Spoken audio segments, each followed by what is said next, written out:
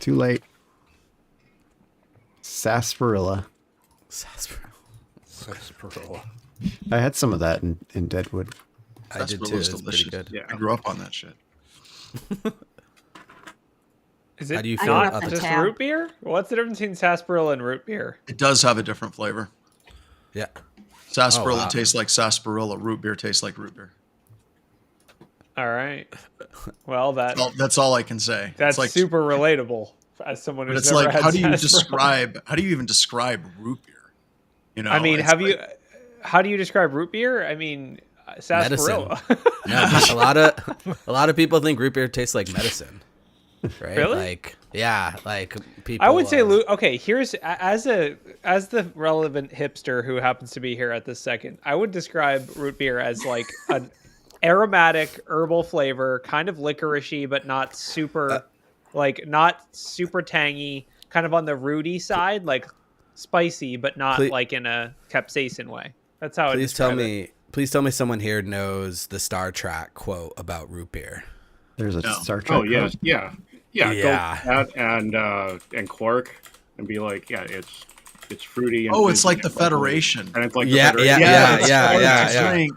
Yeah, you got to say Deep Space Nine because I'm going OG, going through this is Next Deep Space Generation. Nine. Yeah, it's like it's awful. It's horrible. I'll have some more. The more you drink it, the more you like it. Like the Federation. You need to Hey, so get at you the guys to grocery try store? Moxie. What's Oh, Moxie? Yeah, I've done Moxie around here. Oh, Moxie's a you have, What's very- that? You've done Molly? Yeah, What? Moxie. No, yeah, Moxie. Molly. Yeah, I know. I want to make sure my mic doesn't slur here, or it's just going to be. You cut out there. All we got was you do a lot of drugs. What was that? There's a picture of me doing Moxie. Moxie's like Moxie Marlin Spike? maybe the Guinness of that kind of soda. It's a very strong. So it's taste. really basic and not very good. Oh, sorry. It's an acquired taste. I'll say that. I kind of dig it. I kind of acquired it.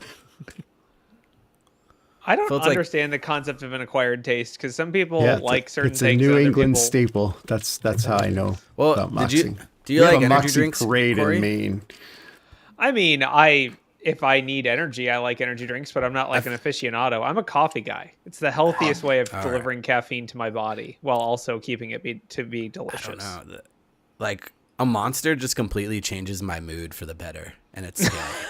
Like I can't explain. Like when you first start drinking energy drinks, they taste horrible, and then it's just like root beer. It just grows. No, on I think you, they and taste then- amazing because they have like 60 grams of sugar. Anything with that much sugar doesn't taste bad. No. That's just a fact. That's a good point. That's a good point. Although I Or like the fake sugar. Same difference. I like the mushroom powder for like a coffee, and my wife keeps asking me like, "Is this mushroom coffee or is this shroom Yeah. coffee?" And Yeah, I'm the like, mushroom "No, it's coffee the." is not good. Whoa! He lives. Look at that Ralph, star-studded good to see cast you. we got today. I made it. Oh my Welcome. god. Here. See, your server fans have not. No, AC. The server fans No, are fine, hold- dude. hold on. It's the AC fans. Hold on. So listen, I have to buy these like once every 2 years, but I already bought one. All I'm gonna do is replace it. I just haven't had the time to do He it. literally has You should look out for a buy one get one free sale for those things Yeah. and just stock them So up. just for context, they're like $30. It just takes me like about an hour to open it up, get it on there, and put it back. So. How long does it take to get you from China, AliExpress? Oh no! This is straight off the fast boat. They have like a fast boat that brings them over, so it takes like a day. They're smuggled apparently. Yeah, they're smuggled. Yeah, no, they just warehouse them all in America. It took like 3 months to get here, but they were out 1,000, so they're available now. Were you on the news last week? You weren't, right? No, I wasn't. no. Yeah, we missed you. It's been- Ralph, I just hacked your Throne app, and I gotta say, I don't know what's going on, but The what you app? need Throne. You don't have this app? I think No. you should install it. Oh, we should open with that one. I got real quiet. Like, I have that up. I don't know. Mr. Hanky, the Christmas poo, he loves me and I love you. You can track him with an app too, Mr. Hanky. I will say it is funny. Like I know we're going to talk about it later. This is like a spoiler, but searching on the App Store for Throne, there isn't a single app. There is actually an app that came up first that's called Throne Find and Book Clean Bathrooms. Is that like, you know what blows my mind? Somebody was like, this is such a problem that we have Throne to solve Bathroom it via an app. Network. Oh, wait. Are you a shy pooper? Come here. Come sign up for this app. Never shit again. But it only has 3.4 stars. Let's read the reviews while we're waiting. Oh my God. What are we waiting for? Nothing. I don't know what we're waiting for. Yeah. Oh my God. We're waiting for Ryan so we hear the we can happy start. music. Let's do it. Kick it off. I've had this thing forever. I didn't know that's what they called Something went wrong. Doesn't really work. That's one of the reviews. 1 star. Is that during the bathroom flush. or just installing the app? Let's find out after this message. it. After this message.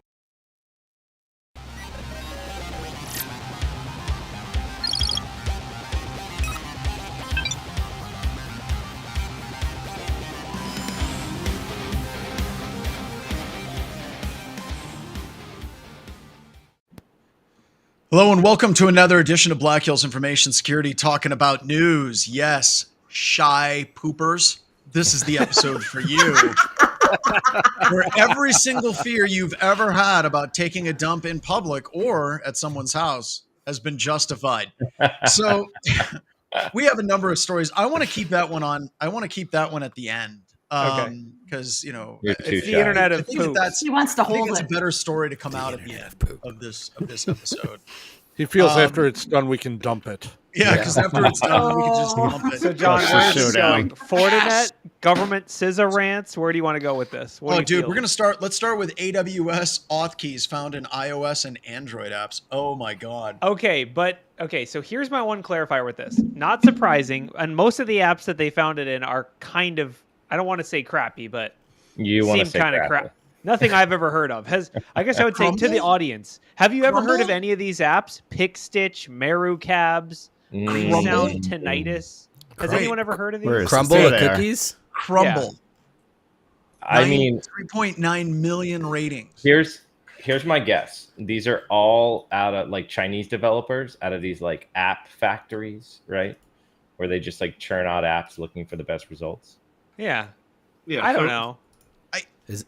Like for I tinnitus think- relief, like I've heard of those, and I use something that has the tinnitus relief. But it seems really interesting that there's 2 of them. Like when they list 10 apps as examples, 2 of them are tinnitus relief, and they both use like that Microsoft Azure blob for the. So it probably is like just using the same builder for stuff, and this building company is like, oh, okay, cool, like we can build a tinnitus app, and oh look, somebody else is asking us to build a tinnitus app too. Like, can we just take the same code and like just do a find replace and send it out there? Like, what's the worst that could Copy, happen? paste. I don't know. You wind up on Okay. a list of The next question is, how is this not picked up in scanning? How is that? Like, don't they scan these things for People don't malware? test this stuff. yeah. They scan for People malware, not don't- secrets. Test it. They just don't test it. I'm Yeah. saying the app stores do the app stores have a duty to prevent this kind of thing from going live, or is that not their problem? I don't think that it's their problem. I just don't. There's so much going on that they're just trying to stop like malware attacks, Right. that they just don't have. I don't like if you want to hard code something into it. I just can't even imagine the amount of effort that would have Yeah. to go into it. But it's just. I don't know, man. I don't know. I actually think it's a lot worse than what this article is making. I think that these people did a handful of apps, and you've noticed they got like 20 apps. It almost seems to me like they're like, Yeah. okay, we're done.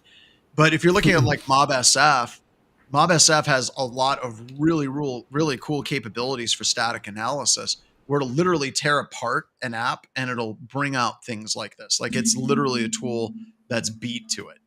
That's just built to it. God, somebody said beat Sorry, me to it. what I is read the that. tool? I am tired. I have been like chopping wood all day. Oh, is John, that the blink not a once if euphemism. someone's beating you. Blink That's not a 182. euphemism. I would literally just read what the Lone Sturge said, like while I was talking, and it took over because I'm Ron Burgundy. Yes, today is strange, Radis. So wait, what is the It's very tool? strange. Sorry. It's called MobSF, MOBSF. So my Let's question find is one of the apps, is that the Crumble cookie app? Yeah, it is. I just checked. Okay. Yeah, it's Okay. an app for going. First of and all, finding- Crumble Why is there an cookie- app for that? First, Dude, I don't. Because because- every store has an app Yeah, now. everybody has an app. But I was gonna say the cookies are delicious. But back to the Back to the stuff. story.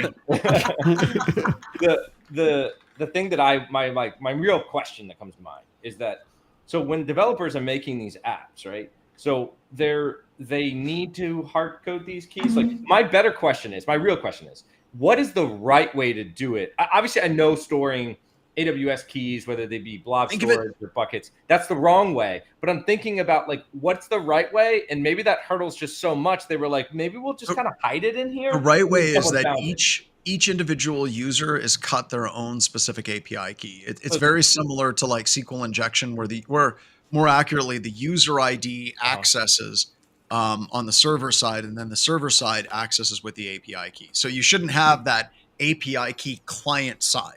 So the user account accesses, and then based on that user ID and the group membership, then you can actually access so the what API you're saying key. is, as a user, when you log in, right, you Yep. pull down your, the table, right, for your user, or more probably likely is once you're authenticated, let's say you get a session token, right, for however they're using session, and you give that back to their API server. The API server gives you a AWS key for temporary retrieval of these objects. I don't think it should be done that way. I'd like that key should never hit the device itself.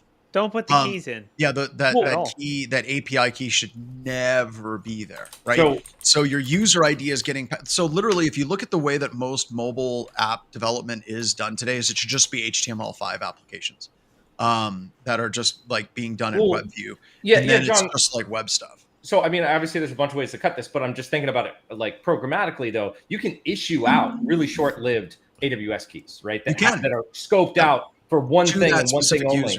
Yep. And they could be like for an hour, right? So like you're like, oh, I statically analyzed and I got the key from my account, right? That's only good for another hour. That's not really like a vulnerability, right? Like that's just. I would just say don't. It could be. So here's the reason why it concerns me is so if you're starting to get the API keys down to that application, especially on Android, it kind of gets into the concept of explicit and implicit intents.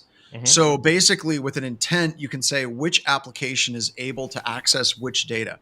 So whenever you have applications that start sharing data across other applications, which a lot of them do, get into ads and the way that those things work. But you can do like explicit intents, and then you can also do implicit intents, where you can say that all these different apps can access it. So you run into a problem if that key is living within that app itself. You may be exposing it, that particular key, so another app can actually snatch it, rather than just the specific data that you want to share from one app to another. Is there okay? But hold on. There's no legitimate reason to hard code keys into an app. No, we're past like that. We're just not don't even do saying that. we should do that. Yeah. Like this is totally a misconfiguration. They put a feature into this app out of laziness. Like it's not a feature even. It's just Yeah, here's my guess. They wanted the user to have access to some probably S3 bucket, right, to pull down objects, I guess, right? That's most likely, idea. So they were like, well, we'll just put the key in the application so they can access these things, as opposed to instead of just making it public. What John was saying, which was actually like issue out a key, or more importantly, the user. So the way you really should do it is when the user makes a request, it uses their session token, and the API on the other side gets the object from the blob and then gives it back to you. But then you have to put something in the middle. And with all of that, you can do that without using API keys. You can literally just use a user cookie. That you use straight up user cookies. So are you saying, is that a joke about Crumble, John? Oh God. It was a good one. It was a good one. I mean, basically, I think the long story short here is, if you paid someone to make an app for super cheap, you maybe made some trade-offs, and this might have been one of And them. that's where you're talking about something that's absolute honest to God truth, where a lot of the app developers, they have a framework for what apps normally do. Yeah. And then they just reuse that and reskin it again and again and again. Totally. So if you guys want to get into this, the two tools that you want to look into are FRIDA and MobSF. If you want to start doing this, and I will be having a class on Android. I'm hoping I got to get this working with Corellium, because they're the ones that are running the emulation for the class. But my thought on this is that the app world for iOS and Android apps is like what web stuff was back in like 2004. It's the wild, wild west. Shit like this is happening absolutely everywhere. It's really, really, really bad out there from a security perspective. All right, moving on.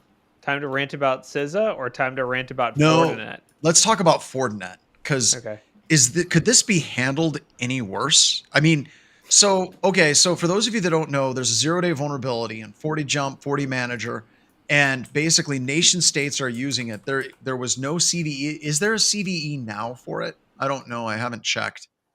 Do we have a CVE for it right now? But there's no CVE associated with it. And then further, Fortinet, basically, they don't have any reference to it. And the thought process is they're protecting customers by not publicly disclosing the vulnerability. Seems weird if you have a vulnerability that's under active exploitation at the moment. So they do have... now. What's that? There is a CVE. There is. The very bottom of the article, 2024 47575, whatever. What is the score on it? It is, well, that's a good question. I don't see the score on here. 9.8, it looks like on CVSS version. Oh, yeah, 9.8. There it is. Yeah, it's 9.8. That's bad. Still not a 10. It's unprivileged or unauthenticated. Missing authentication kind of sums it up. That really does. I love that. Missing authentication makes it sound so much better. And if we're looking at the numbers, Shodan basically 60,000 devices. We actually looked for all of our anti-SOC customers. There was one, but it was like a subsidiary brand. It wasn't the actual main brand. So it's not super common to have this exposed, but we did see one instance of it on our customers. So it's possible. We did, and we kicked it out, of course, to our customer for our You know what blows my mind about like Fortinet, for example, and Palo Alto, the two big firewalls that are like in the commercial space, how many 0-day remote code executions they get, but like how many like Netgear ones, right? I don't know. It's like either those are already popped from the factory. Yeah, I know. I look at it like this. I just wonder if it's because of the size of the deployment, or is it the company posture? Right? That's part of it. So whenever you look at vulnerabilities and kind of the history of vulnerabilities, whenever you have a vulnerability in Java, I don't know if you remember, but years and years and years ago, the Java heads were saying Java's more secure than doing things in C and C++. You should use Java because there's no security vulnerabilities in it. Well, that shit was wrong. And as soon as we realized that there were vulnerabilities in Java, it immediately turned into like this open season because it was everywhere. And it was just like the eye of Sauron for the attackers were focused on it. We saw it again with Adobe, where Adobe had all kinds of issues with compression, with latte decode and U3D compression. They also had that horrible product. What was it called? Cold Fusion. That's it. Yeah. Cold Fusion. Yes. Dear God, I forgot about Cold Fusion. We should talk to Chris Sulu about that because there was a ton. Well, that was, by the way, that was during the time of the Java deserialization. That was all over the place, and so like that was like, it was like a whole class of vulnerabilities that moved into a bunch of products that were utilizing that during its time because those were very popular ways to program those applications. And it just opened up like the can of worms. So whenever you're looking at Fortinet, there's been a series of vulnerabilities, and this is one of the concerns I have with these big vendors. And I'd love to get people's thoughts on this. I have serious concerns as to whether or not Fortinet has implemented a solid software development lifecycle process. Like it seems like a lot of these vendors, and I could be wrong, are just playing whack-a-mole of, Whoops. Oh no! I'm still here. Can you EOS guys hear me? webcam utility. I can read backwards. Anyone? Can you guys hear me still? Yes. we Yeah, can hear you. we can That hear is you. really weird. It's Are like you getting hacked? I'm being live? censored, man. I'm being censored. John, what firewall do you use? Is Fortinet? it Palo I got a Alto? Fortinet that I'm using. I think my thing No. with the firewalls, I think in general, when we're talking about like enterprise grade firewalls, I think they're kind of like everyone's too scared to get really aggressive with disabling features. It's kind of like the Windows problem. This is how I see it. It's like you have a lot of legacy features, and these are all critical points of failure in customer networks, right? Like you can't just be like, oh, our firewall's down. Okay, so our business can't run. Yeah. So I feel like it's just the whole confluence of legacy features. Like there's, some number of customers that need this FGFM service to run for whatever reason. They're reluctant to fix it or disable it because they're afraid it's like a bunch of legacy things that some people need, but a very small number, and they're included by default. And that's like, I think that's the problem. It's similar to like, why is print spooling a thing on domain controllers? Like, but yeah, but I think it. So here's my concern with it, Corey, and I just switched over to a completely different camera. My major concern with all of this, though, it isn't just that. I have a theory that a lot of these vendors are simply playing a game of whack-a-mole, where they deal with the vulnerabilities as they come up. And I really believe that a lot of these vendors, when you have these vulnerabilities that are showing up, especially in some of these apps and some of these services that have been around for a long time, seriously, if you're a CTO of one of these companies, you got to stand down and not just fix that vulnerability, but you need a number of outstanding pen testing firms to kind of show up and start tearing your entire SDLC and start tearing your application base apart and start looking for these vulnerabilities. Because a lot of these vulnerabilities, they don't seem like they're overly complicated to detect with a competent tester. And some of them, it seems like automated scanning tools would be able to accept it. And then others, just static code analysis tools would be able to detect it. I think it's just the patches cost money, the deployment costs money, the testing costs money. And like let's say you have 200,000 firewalls deployed, only 5% of people are using this. You're not going to put the money towards patching it, right? Like it's just it's the same thing with Microsoft. Why are there so many vulnerabilities? Because there's so many products, right? It's the same thing. But going back to Microsoft's defense, like seriously, I still think they have the best SDLC for a large company in the world. A lot of the vulnerabilities that come out from Microsoft now are like, holy crap, that is really incredibly complicated to exploit. Now, every once in a while, a third part, like a kind of not core operating system vulnerability pops up. And those are a little bit more boneheaded. But some of this stuff that's coming out for like Palo Alto, ConnectWise, some of these other vendors, CISA, it's just like this is something that a good, solid security development lifecycle process should be able to detect. And I just have serious doubts as to whether or not they're actually implementing that. I talked to a CTO of one of these companies a while ago in another podcast, and I asked them, I said, hey, what are you doing different next week than you did last week? Like, what is your difference?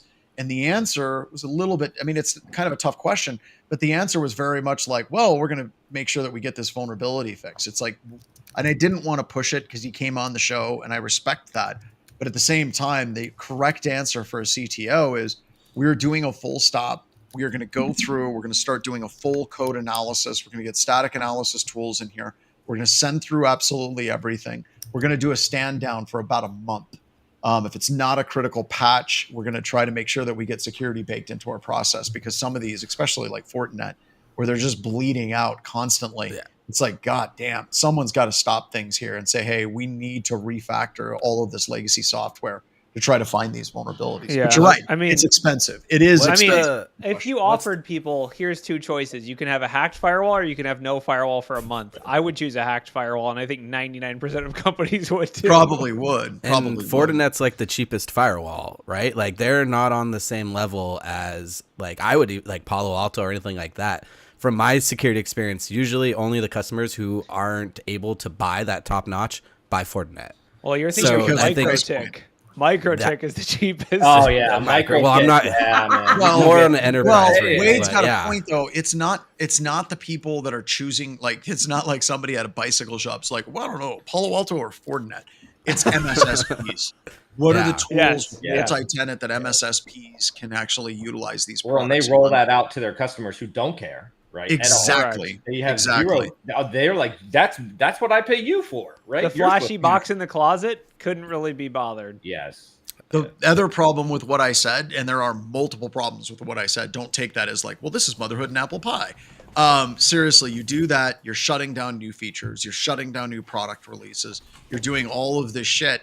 But the biggest single problem is you're going to find a lot more vulnerabilities. And all of a sudden, your CVEs are just going to be flooded with all the vulnerabilities that your research department is looking for and finding. So it's tough. I think it's really, really hard to kind of change that culture. And you could just try to sneak the patches in your standard patch release. It's like fixed stabilization issue and X, Y, and Z. But seriously, some of these vendors, I know that like Oracle and Java, they did a full stop. I know that Adobe did a full stop. There's a number of vendors out there that are literally just saying, okay, enough is enough. We need to do a full stand down and build our SDLC from scratch. Yeah, I think you're not wrong, but I think like a company like Microsoft has been pushing into that space for like 20 years, basically. Hard and longer, actually. Yeah. But yes, you're absolutely right. Like they're still not really. I mean, they still have tons of legacy products that still are probably vulnerable. But anyway, if you look behind the hood of what they're doing for static code analysis on operating systems, specifically focused on operating systems, it is insane. Like you're not going, well, I'm going to say this and something's going to come out next week. You're not going to find a standard buffer overflow attack in a Windows component. I mean, it's like anything else security. You catch what you can. And this is one that probably should have been caught. Yeah. Now I want to ask, aside from the vulnerability, how do we feel about the disclosure on this one? Like it took forever for CVE to get cut. It took forever for Fortinet to come out and say it. And them saying that they were protecting the customers. Do you think that that's honestly how they felt, or do you just think it was bullshit? I think it was BS, to be quite honest. We've seen other companies try and pull that line before that, oh, we're not releasing it because of the company or we're protecting our customers. And we've seen, I'm trying to remember, I want to say Microsoft's pulled that at one point in time, and a few others of the big names have pulled that in the last couple of years. And every time we've called BS on it, so this is just the same BS. It's they got their hand caught in the cookie jar. They probably knew about it and had been trying to figure out how to fix it. And now all of a sudden it's, oh crap, now we have to figure something out with it all. We got to act like we didn't know that this was happening. That's my honest opinion. I mean, I would guess, like, this is totally speculation, but I would guess there's some staffing changes or things like John mentioned, this actually has gotten traffic or traction at like the executive level and they're replacing the SDLC team because it seems like they just got no response. Also, like this security response page was dysfunctional for a couple of days. But I think the funny thing the researcher identified was like, there's clearly teams at Fortinet that are doing cutting edge vulnerability research. I mean, they have a blog post about finding and burning a 0-day in a competitor's product. And then like the researcher goes and says, they should probably do the same for their own products. Well, and that's my point, right? Like unleash that team on your own products, right? But I seriously think that a lot of those teams, their number one goal is marketing and making other products look bad. It's not so like Black Hills. I mean, look at us. It's not like we spend all of our time pen testing ourselves. No, we don't. No. Like, do we get a pen test? Yes. We hire Red Siege for that. Sure, but we do a lot more pen testing outbound than we do inbound. Yeah. I mean, to core point, though, I mean, like, there's like probably a team that doesn't work with the other team internally to do this, and they're like, we got this cutting edge research, but it's not on their product, right? So of course, well, and it's kind of like, look at all the stuff that we heard coming out of CrowdStrike for years, right?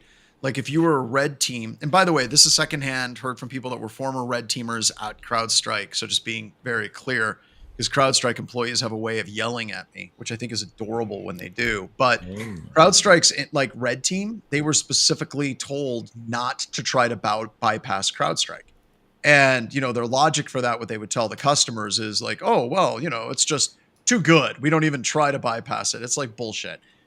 They knew that if they were bypassing their own product, it would create political problems. It's a conflict of interest. of Imagine course. doing a pen test and then But we I do mean, it. I mean, like, look at the yeah, but we don't pen sell testing team. CrowdStrike. Well, we don't sell CrowdStrike. That's true. That's true. I mean, That's the key. Do we want to move into CrowdStrike Yeah. and Delta? Because holy Let's talk about the hell. lawsuit. yeah, Well, there's we talked multiples about of this at these. one point, but Isn't it- it's not going anywhere. Yeah, Delta's the other one Delta's the main one, but there's I think there's other companies suing. This is all based on the CrowdStrike or whatever we're calling this. Yeah, this is a big one. 500 million? Yeah. Seems low. Peanuts. That's just Yeah. one plane crash, John. That's nothing for them.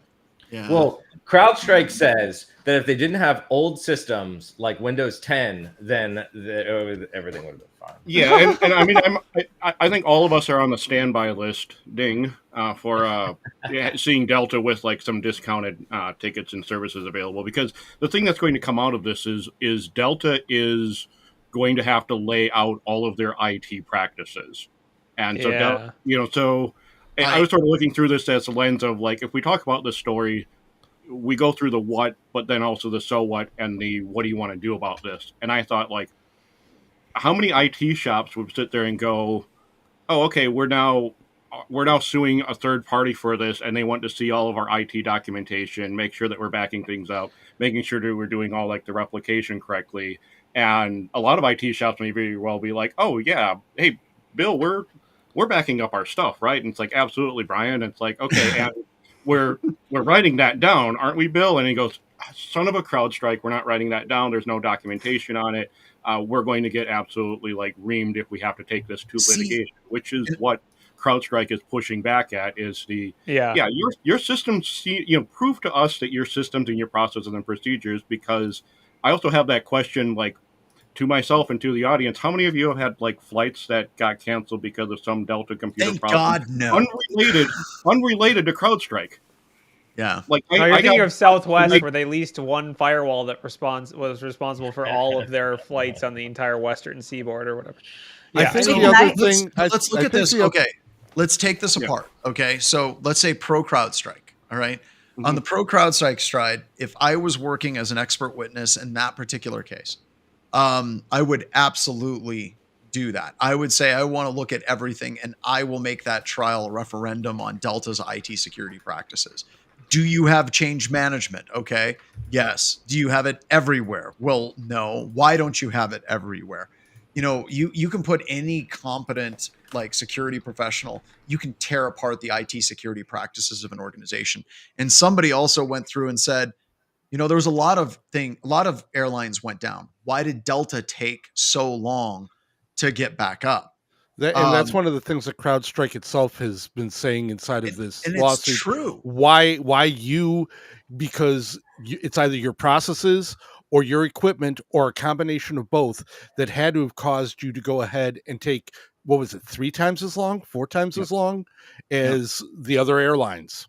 I mean, So let's flip it around. Let's say that you're the attorneys for CrowdStrike.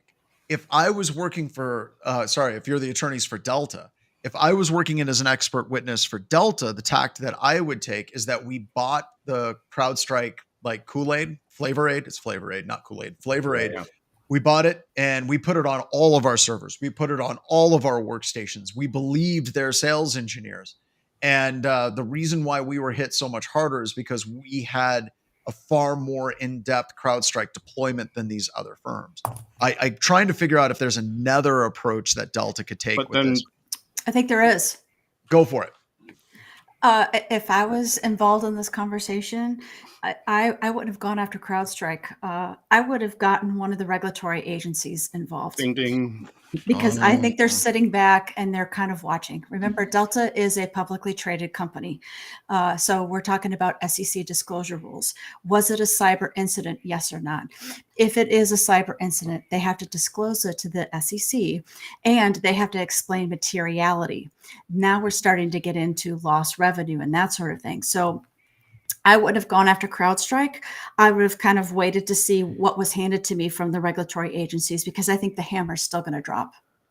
Do you think the hammer's going to drop on CrowdStrike from the SEC, or do you think it's going to hit Delta and other Both, firms? John.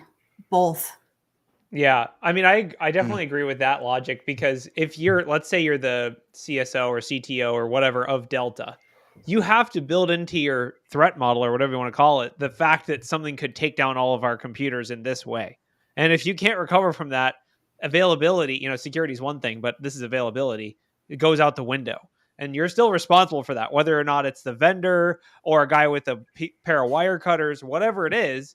You have to be planning for this kind of disaster recovery. And if you aren't doing that, in my opinion, you're still negligent in some way. I will say, like, the subtext here people are mentioning in the contact or in the comments is like, so CrowdStrike offered to help Delta. They were like, hey, what can we do? We can send technicians. We can help you. Apparently Microsoft also offered to send people to help Delta. Like, everyone wants to get on their plane, right? Like, no one is like anti-Delta.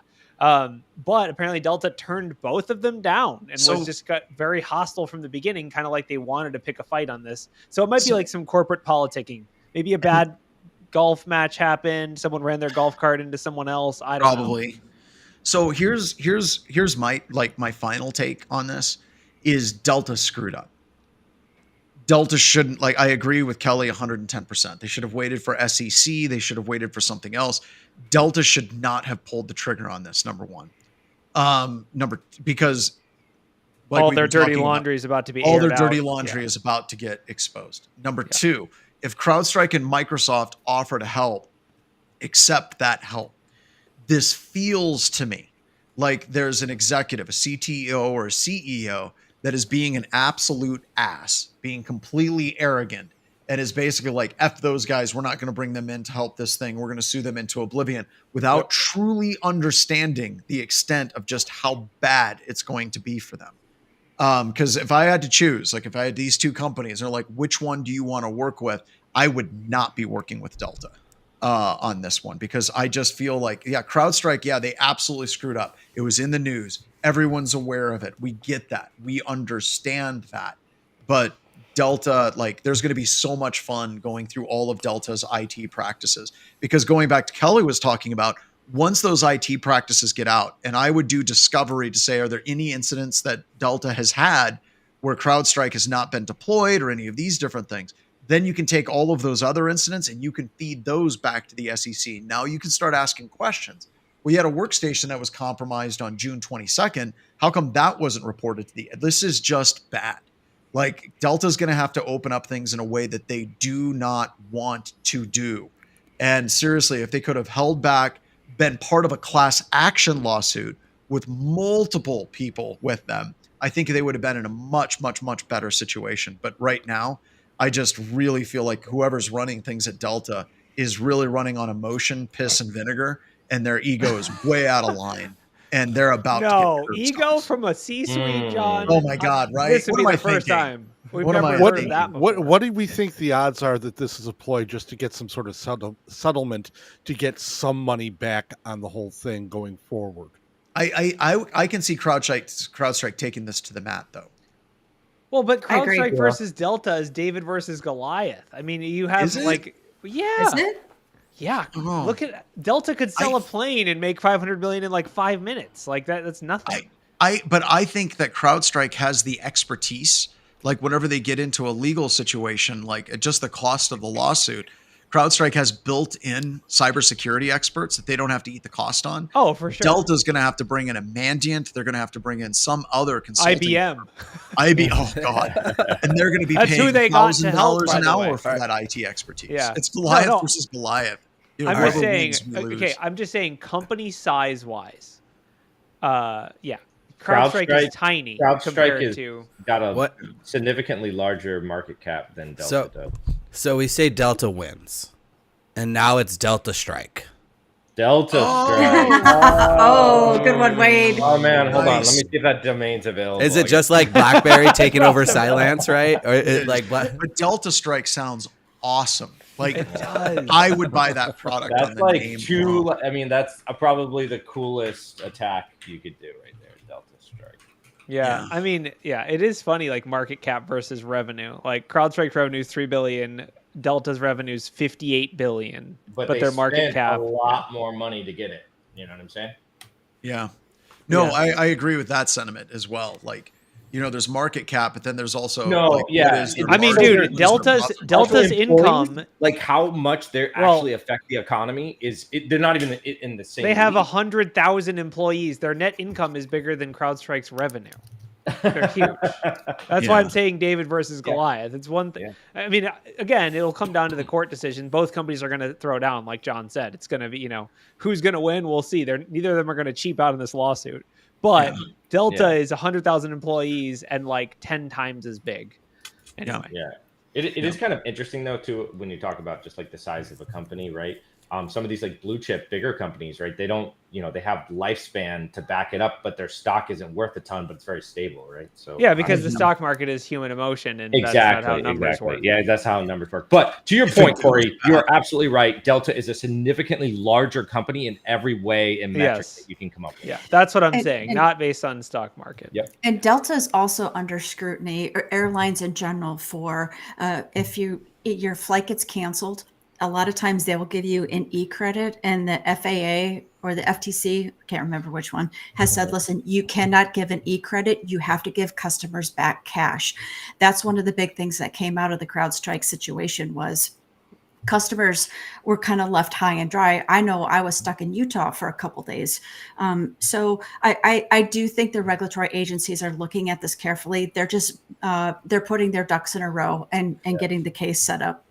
So what you're saying is they're going to start offering everyone a CrowdStrike Falcon Complete trial for a year when they miss their flight? Perhaps. So one other thing to your point, Kelly, is that, the Delta, they're under federal agencies. They have Ralph, bring your mic in a little closer. Oh, sorry. They have rules they have to follow, right? That the federal government is setting for them, and they don't have a choice. And some of those affect their bottom line, to your point, right? CrowdStrike has none of that. Absolutely zero things that they have to follow as far as rules and laws, right? That they're under because of their industry, right? So, I mean, it's very different how the federal government is going to treat that situation because they're causing pain that the federal government is now. So, yeah, I don't know. It's kind of interesting. All right, let's segue again. I think this article will be right up Kelly's alley, but the SEC charging tech companies for downplaying SolarWinds. Did you see this, Kelly? I'm assuming you're smiling like you already have a hot take ready for us. Well, I do. So we were talking a little earlier today. CJ, our chief operating officer, and I were at a legal conference last week, and this was one of the topics we were talking about. So this the synopsis of the article is the SEC went and charged for tech companies, I might point out, in the SolarWinds situation that happened back in 2020. And the four companies that they fined were Unisys, Avaya, Checkpoint, and Mimikatz. And basically, they fined them for misleading the SEC. And each of them has a slightly different case. Mimikatz? Mimecast. I'm sorry. Mimikatz. I think Ben would be shocked by that and be like, I don't. I've been around you guys too long. Yeah, you've been hanging out with hackers too much, Kelly. Way too much. Yes, Kelly, let the darkness spread. Yes. So what happened here? So the SEC said, listen, you've got this very short period, 72 hours to report a cybersecurity breach that may impact materiality.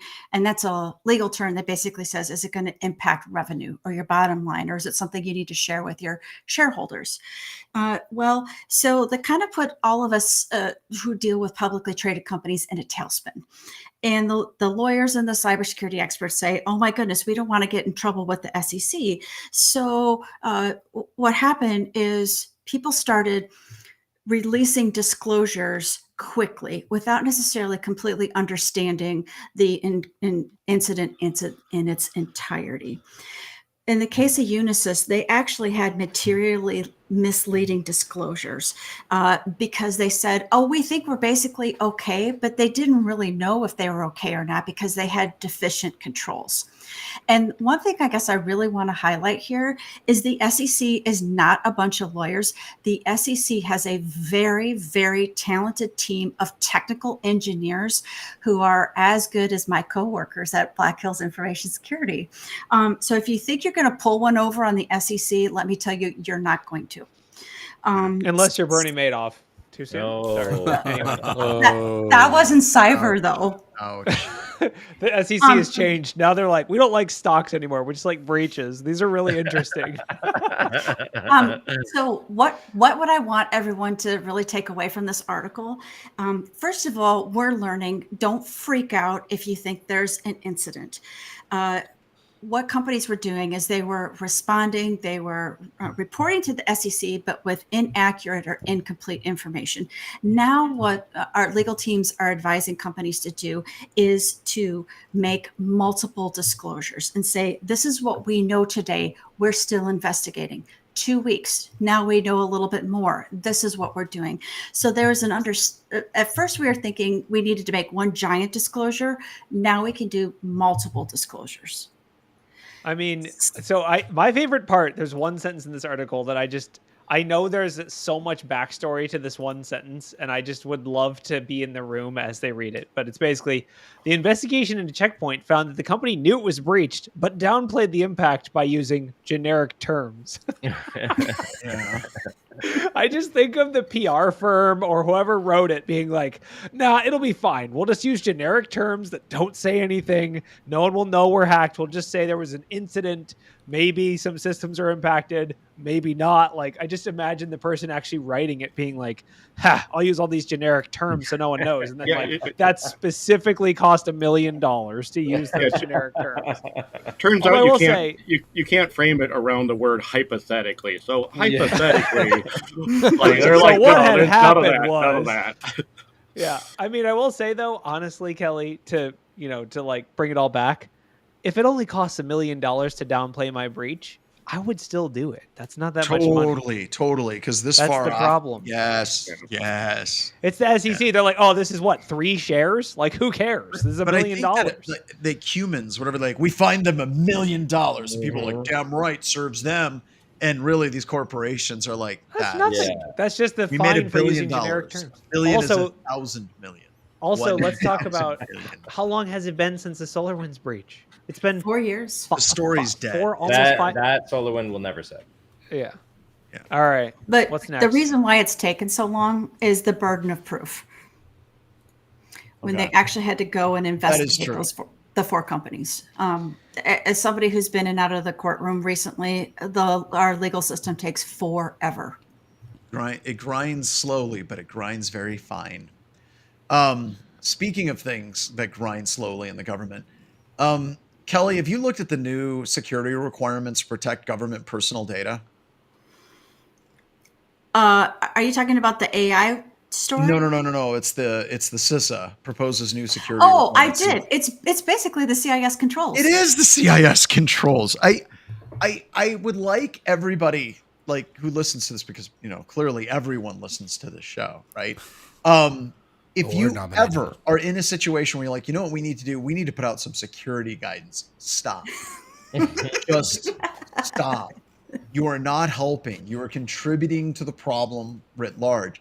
If you're looking at asset inventory, control number 1 and 2, exploited vulnerabilities, vulnerability management is in there, critical vulnerabilities, vulnerability, like everything that they have here is already in the CIS controls.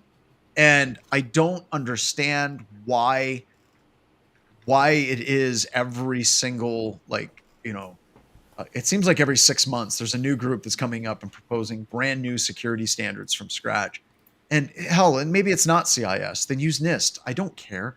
But let's stop creating new security standards. Well, you do care if it's the password guidelines, but anyway. I do care if it's That's true. But they all suck. What was their password guidelines? See, now 16. At least they said at least 16 characters long. What are we even talking about? Who published It's Leaping Computer. But it is. Who is this CISA? Like, who even came up with these? No, it's just Joe Biden made his own password complexity. Yeah. Joe Biden's passwords. What's going on? Yeah, it's just like, what the hell? Like, stop, time out. I get interviewed sometimes and they're like, what are the things that make you mad? And I'm like, well, lack of multi-factor authentication really pisses me off, but people writing new standards from scratch is just right up there. It's just Well, so hold on. This is I'll play devil's advocate because I feel like Kelly's doesn't want to because she's smart. So this is a stopgap. This is specifically about AI, which we know it's going to be at least 15 years before Congress can ever even understand what AI even begins to mean, let alone actually truly understand it. So it's kind of I think that's what this is. It's more than AI. It's AI developers, cloud service providers, telecommunication firms, health and biotech organizations, financial institutions, and defense contractors. Sure, but it's a stopgap, right? I mean, I don't know. I could be wrong. What? Stopgap for what? Between what and what? Like between now and when Congress decides to pass a ruling on protecting personal data, like 10 years That's from what now? we need. We need a law. That's right. We need Congress to step in and come up with security standards. Not security standards, just Federal Privacy Act. Yeah, there we go. That they do. Yeah, I mean that's what this is. This isn't about security; it's about privacy. So, but why create a new standard? Like, because what happens inevitably is people are like, we're going to comply with CISA. We only have to comply with these 10 things or 15 things, right? And now we can ignore NIST. Now we can ignore CIS. Now we can ignore ISO. Now we can ignore HIPAA. Now we can ignore PCI. We're going to be in compliance with this. And that's the concern, right? I mean, I agree with you, but you should keep in mind this is an executive thing, which means everyone's already just going to ignore it anyway. Okay, that's true. Like no one follows these executive things. They're just like, oh, so the president signed this. All right, moving on. Like that's zero play. So let's clarify what Corey is saying. Last week, the president signed a national security memorandum to address how artificial intelligence is used at government agencies. And to Corey's point, he's correct. This is a complimentary article that says, hey, in light of this new memorandum that came out, here's how we want you to treat data. So I'm going to try and play the middle ground here between Corey and John and say, yes, there shouldn't be a new standard, but it's a good time to remind people about these basic cyber hygiene things that they need to be doing. Okay. Yeah. I mean, it's mostly a privacy thing. I don't know. I feel like look at the day, look at the time. It's a campaign thing, right? It's like it's basically the president saying, I support your personal data being protected. All right, everyone can all move on now. And everyone goes, well, I'm voting for that guy because computer he protects my personal data. That's my number one. Because he's going after that sweet infosec voting. That 2% of the voter base. 2%, yeah. That's 2% of the IT infrastructure. Let's move on. Can we talk about the largest retail breach in history? This is a hot topic. Oh, it's a hot topic. Okay. So first of all the coolest people are about to be breached. I honestly am sad. very upset because my frequent flyer customer super card is going to be exposed. You have a frequent flyer card at Hot Topic? What do you have to do to get that? You know how many Funko Pops he's bought? I'm trying to figure out the last time I shopped at Hot Topic. Corey? Well, I can tell you that. Can you pull that from me and let me know? Yeah, let me pull that. No, so basically this is just a normal breach. We're seeing new threat actors emerge. This one's satanic. It's sadly not US DOD, who we talked about last Seraph's week, like, oh no! who got arrested in Brazil. So basically, this is a huge breach. They're claiming 350 million customers, which it seems insane to me. Does that mean the entire population of the U.S. all of has America Everyone Hot Topic? is a customer Was that what of Hot happened? Topic. I mean, my experience has been they've been pushy. So for like the box launch, like they have some decent like merch for like pop culture stuff. So if you're like a Star Wars fan and you want to get like the latest, Star Wars hoodie or something, Christmas and stuff. When I go in there and I'm like, I'm just buying like a Super Mario pin for my kids because they like it. They're like, well, put in your rewards number. I'm like, I don't really want to. And they're like, well, put this stuff in. I'm like, no. And they're like, well, it's basically like they do it, Alex. And I'm like, I don't, there's been times where I'm like, I don't need this $5 Super Mario pin. Like, and you put in like there's probably like a bunch of false information that I have in there anyways. So is which is also a hint. Like, I just want to call out though, Jason P71, John Strand for president. What the hell did I ever do to you?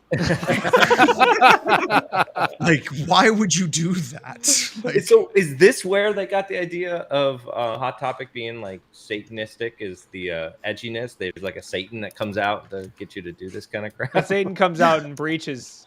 Yeah. Yeah. Alex, put in your information. Not Yes. today, Satan, but it helps Yeah. my ROI. Yeah. I do think it is funny. You've really fallen. If you're a sales manager at a Hot Topic in a local mall, it's like Was- times are tough for Satan. Times are tough for It's a seasonal Satan. gig, John. It's a seasonal I gig. peaked in the Middle Ages and the 80s during the Reagan administration. It's been real rough lately. Oh god. Yeah. So I will say that the last kind of follow up. So the data is being sold for $20,000 to anyone, or $100,000 to Hot Topic, of course. Why would they want it? And They don't even like to their bury it. customers. Buy and bury, dude. No, they're not Um, gonna buy and bury, dude. They're gonna sell it to somebody. They probably already sold it 3 times. Yeah, You know you're what? right. Yeah, I mean, yeah, Just for how sure. much 30 seconds to Mars merch do you really need? Like 350 million people 350 needed that. Wait, Million. was it 350? Was that deduplicated? Like that was that was no, unique? no. There's no such thing as deduplicating for hackers. You know how they are. No, Um, because we make that number as big as they can. No, right? you make- Is yeah. Hot Topic the new Rock You? I don't think we got clear text passwords. No, on I it. don't think No, there's no, clear no, text. no. No, There's they not- have all the emails by aggregated. This is though. boring. Let's I be can real. just see the scams coming. If you don't send me 1 Bitcoin, I'm going to release to everybody in your global address list that you shopped at Hot Topic. Okay. How many And Bitcoins? I'm on just it. to give all the blue teamers here who are scared about data breaches, don't be scared. It was Infostealers and it was Snowflake, like every other freaking breach these days. It's Yeah. boring. You It's just some. You made that article employee- not nearly as cool, Corey. I'm sorry. It's still cool because of cool band shirts and posters and edgy things where your They strap do have legs are cool band shirts. That is right. true. It is. But It's I still hate cool. it. Like I see kids wearing those cool band shirts. I'm like, that band is awesome. They're like, I just liked it for the shirt. It's like, oh. Yeah, but John, that's the same thing it was when you were a kid. Oh, No, look it at wasn't. Ryan. No, it wasn't. Yeah. I was learning. What band do we have there, Ryan? Steve Miller This Band. is the Steve Miller Steve Band, which Miller I Band. do. Did you I get it from actually Hot am Topic? a fan I of was Steve gigging Miller. in So bars with my dad doing, keep on a rockin' me baby when I was 13 years old. Like, I knew these Yeah, but your bands. shirt was for Rage Oh my Against the God, I Machine. sound like an ancient hipster. Fuck. Next story. Next All story. right. Let's move No, on. we got to talk toilet about the poop. poops. We got to Toilet. We gotta do Okay. toilet poop. all right. Yes. Oh, So this is this on is a shitty TechCrunch, story. and this app. So this is. I'm glad that we're getting back here. Although here's the twist. This is not Silicon Valley. This is Austin. So apparently we took Silicon Valley, we turned it into an AI hotspot, and now Austin is the new tech hub. Basically, this is a camera. The camera clips onto the side of your toilet bowl. It takes a picture of your poop. Again, apparently this sounds like an OnlyFans thing, but turns out it's not. In beta, it utilizes artificial intelligence to examine your dookie as a way of determining things like gut health and hydration. I'm sorry. Can you imagine being the developer of this and claiming with a straight face that it's doing? I mean, also, okay, can we talk about, there's so many logistical questions I have. Number Probably one, just Amazon Turk, and just people have to press it.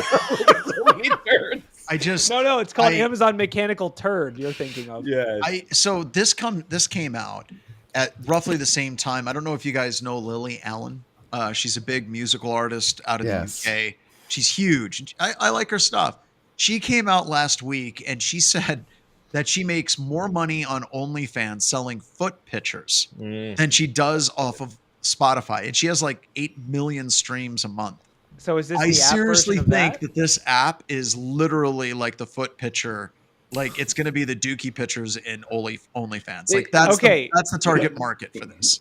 Okay, but I'm looking at, I'm thinking there's so many things in this article that are just too much.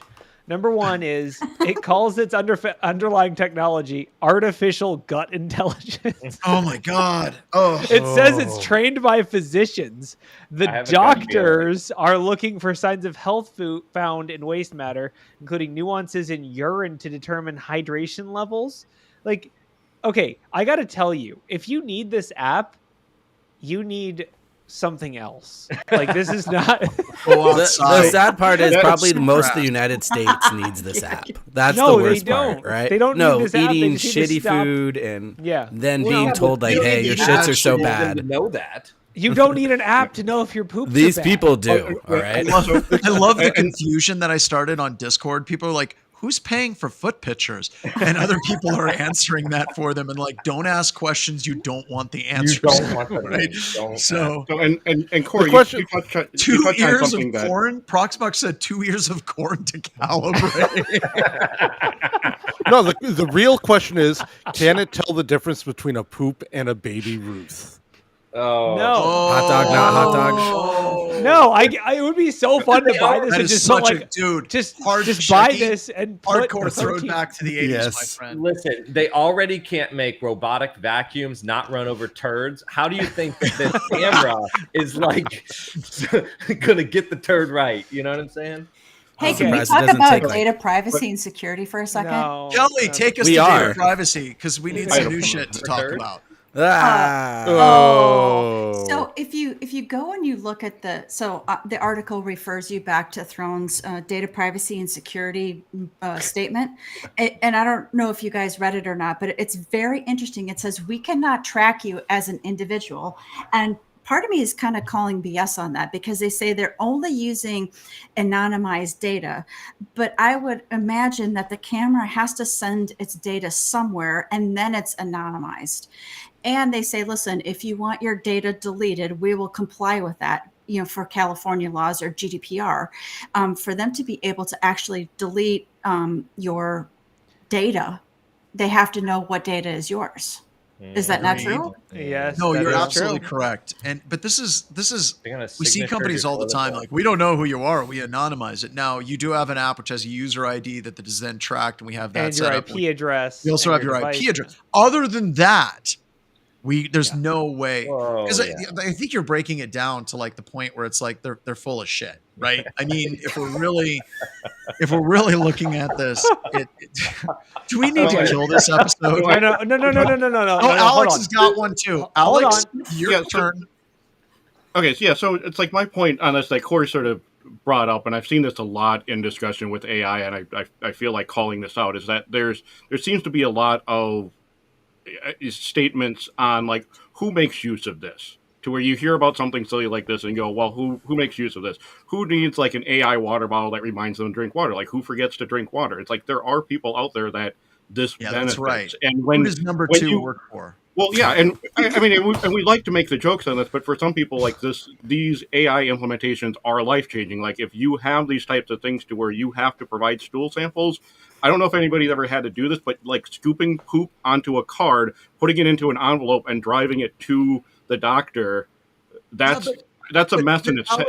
But it's not going to cover Okay, that. so I don't think that it's taking picture. It can like diagnose you for things, Correct. right? Like I am willing to bet there is something in this app that says this. Yeah. Do not use this for diagnosing anything. Yes. Consult a real doctor for it, right? I also you're have looking to for look- the nuances, but yeah, But, I mean, but I just agree. AI I think that overall, what you're like, saying though is more of a meta thing moving forward. yeah, like AI overall, like you have people like I've seen like so many like speakers that give presentations being like, oh, let's laugh at this silly AI thing. So like my overarching thing is like just because it doesn't make sense to your brain does not mean it doesn't make sense to somebody else's brain. Like there is a That's use case fair. for these things. I think and that's that's fair. fair. And I But want to you call have that to out. admit, There's though, article Alex, after article on these. I agree with that 110%. But poop is funny. No, poop is Okay. funny. It is Yeah, Hold on. always absolutely. been funny. So here's the question that I have, and I didn't see any of the information on this in the article itself, is it just doing a visible light photo, or is it using infrared and some other sensor technology? I think it's just a picture. It's smell Because- vision. Because Oh, if it's using God damn using other technologies, theoretically, I could see how they might be able to go ahead and use something in infrared because of the way certain things show up in infrared. There's so many or what have logistical not. challenges. And I'm going to agree with There's- Alex on this. Like the Cologuard commercials, I remember when they first came out, I was laughing about that. Now I'm at the age where I'm like, yeah, I'm probably in their target audience. Okay, I, that's fine. But here's the thing. There's two parallels I want to draw from this article. Number one is this the bridge too far from a privacy perspective? How many people are going to be willing to put a camera in their toilet. Look, dude, you're playing micro percentages on the fringes, right? The United States has over 300 million people. If you get like 1/10 of 1%, you've made it big. Like, okay, that's fine. But I think the average person wouldn't care about data protection and AI, wouldn't care about apps on their phone, wouldn't care. Most privacy things, it's hard to sell people on them. But I think saying, would you put a camera in your toilet? I think a lot of people would be like, maybe not. But the other thing I wanted to correlate from this article is there's another article we have about the gait recognition, which gait is people, how they walk, that's a way of identifying a person, even if they're wearing a mask. Is poop recognition the next version of this? Yeah. Where every like airport, and every airport has these poop cameras deployed. And if someone takes a dump, they're like, sir, the terrorist has pooped in section 7. Go. I got to be honest. I'm way more comfortable with someone taking pictures of my poop than tracking my. No, I'm not joking. I am way more comfortable with that than I am whenever I'm walking through airports, I'm walking through Walmart, I'm walking through Safeway, I'm walking through all these stores. And let's put the poop thing away.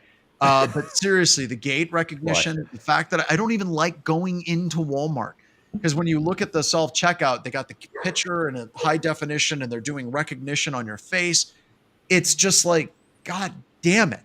I don't like the idea of being tracked absolutely everywhere I go. It's weird because, like I said, if you want to look up like political scientists, look up Jerry Bantham and Panopticon, right? If you're being watched constantly, it changes the behaviors of society, not necessarily always for the better, right? And that's like, I really am genuinely concerned about, hey, we can track people regardless of whether they have a mask, regardless of whether they're trying to cover up with a hoodie and all of these different things. I mean, but it still sucks because I still have family members that are basically like, they still have family members that are basically saying things like, well, if you don't break any laws, you have nothing to worry about. But I do want to stop. We have to close it out. We have someone that's talking about self-harm, and we have somebody on the show that's talking about cutting themselves. All right. I want to do full stop, all seriousness. I do want to say anybody, and Ultron, this is going to you. Yes, I have been through these things. All right. Please do me a favor. 2 things. 1, know that you matter. Number 1. Number 2, please do me a favor and get help. Whatever that may look like, go to a family member, let them know, try to get some help somewhere. But please, don't do that. Because we've got a great community of people here. People are supportive on our Discord server. I see that you're on YouTube. One of the best things you could do is just get off comments of YouTube. But at the same time, please get some help. You are cared for and you matter. So with that, anybody that feels that way, there's lots of help. I can't remember what the 1-800 number is for people that have these types of thoughts. Somebody could please put that 1-800 number out right away on YouTube and on Discord. I would greatly appreciate it. But please take care of yourself. And like it will get better if you can just get some help. So with that, let's go ahead. If somebody could please get that 1-800 number for suicide prevention line out there. Normally, these things are not what we want to talk about on these shows. But yes, if this is the community and this is the place where someone feels comfortable enough sharing, let's support these people. And we have a great community here as well. 811, there's 741-741. Please reach out. You got people in the community that are reaching out to you right now, just letting you know that you are cared for in this particular community as well. So get some help, and we'll see you on the next episode. So let's take us out, Ryan.